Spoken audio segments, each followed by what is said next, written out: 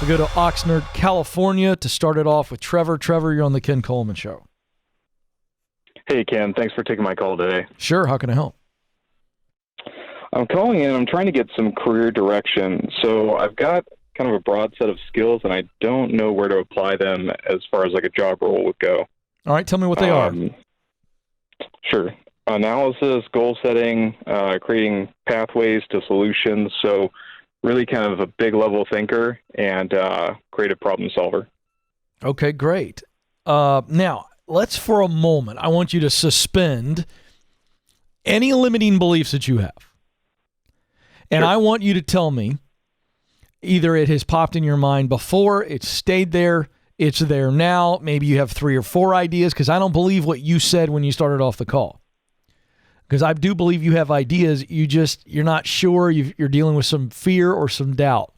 So let's suspend fear and doubt, and let's come up with a scenario that says that I can give you what you want to try tomorrow. It's a risk-free adventure.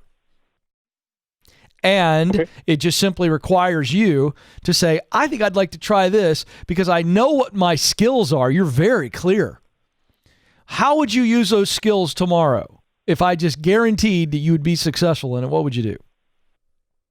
Sure. I want to be in an environment where I could influence business culture and drive operational efficiency within a business. Okay, that's a very well said statement for a guy who says he doesn't know what he wants to do. So I guess I know what I want to do. I just don't know what that looks like in a role. I mean, I've looked, and I think a lot of it would fall in possibly the HR realm, but I'm not currently in that field right now. I'm in sales. Why is it HR? Tell me what it looks like day to day. Have some fun. Tell me what you would want to be doing all day, every day. Be more specific than that very fancy sentence you gave us. What I would want to be doing is just talking to people on the ground, seeing what motivates them, what their challenges are in the organization that I work at, and seeing how we can make it a better place to work, both for the business and for employees. Okay, great. So that when you first described that, I felt like it may be an operations position, somebody who may be a project manager, or you're involved in processes and systems and things like that, systems analyst, who knows? You could come up with a million titles. I don't care about titles. Right, and I currently do that. All right, but no, hold on. So hold on. I'm going somewhere. That's what I heard at first. Yep.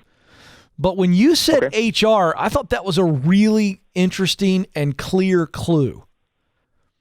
And so I think you like the people side of this more than the process side of this. Yes or no?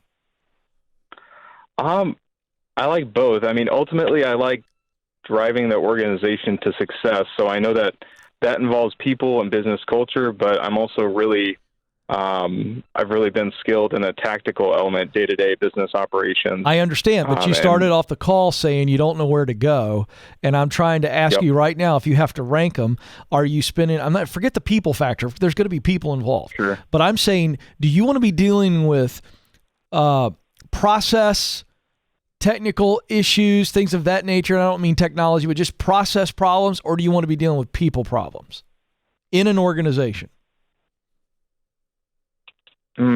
Probably process when it came down to it. Okay, great.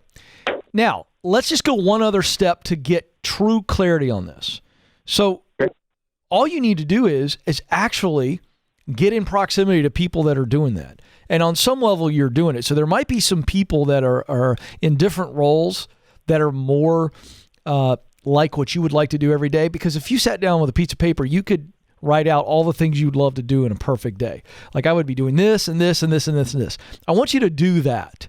And then I want you to take that list and go, who's doing that in my company, or who's doing that outside of my company, and who do I know that I know that I know? I don't care how many degrees of connections, but you can sit down with somebody over coffee and lunch and turn yourself into a college student like you're doing a research paper. Am I right? Yes. All right. That's what you need to do.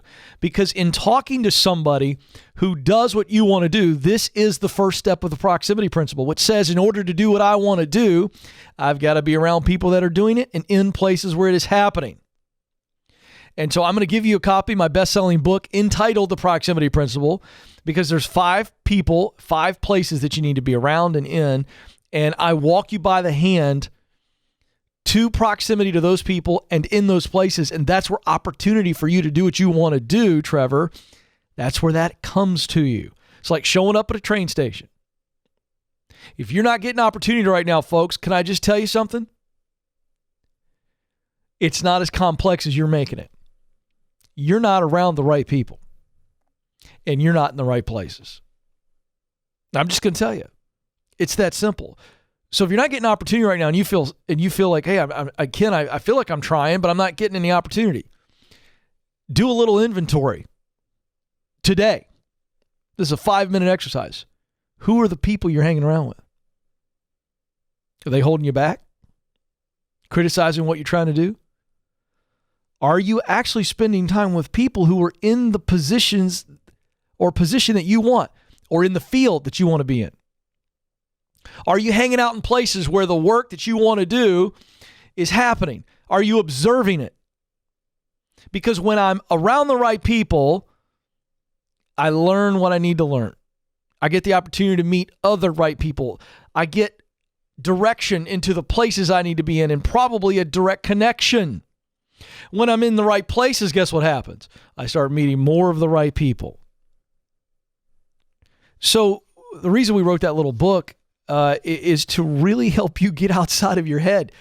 So many of you right now are absolutely stuck up to your neck in a sludge or a mud that is composed of fear and doubt. Fear that I'm going to fail. Fear of my peers or family and what they're going to say if I make the transition. Fear that I'm going to be homeless or my kids are going to starve. Doubt that there is a path. Doubt that there's still enough time. I'm stepping all over toes right now. I'm just telling you. And so fear and doubt will paralyze you. But if you use proximity, you get around the right people, you get in the right places, you're going to start to learn, you're going to start to do, and you're going to start to connect. Learn, do, connect. Proximity positions me where I need to be and propels me where I want to be. Keep it simple, folks.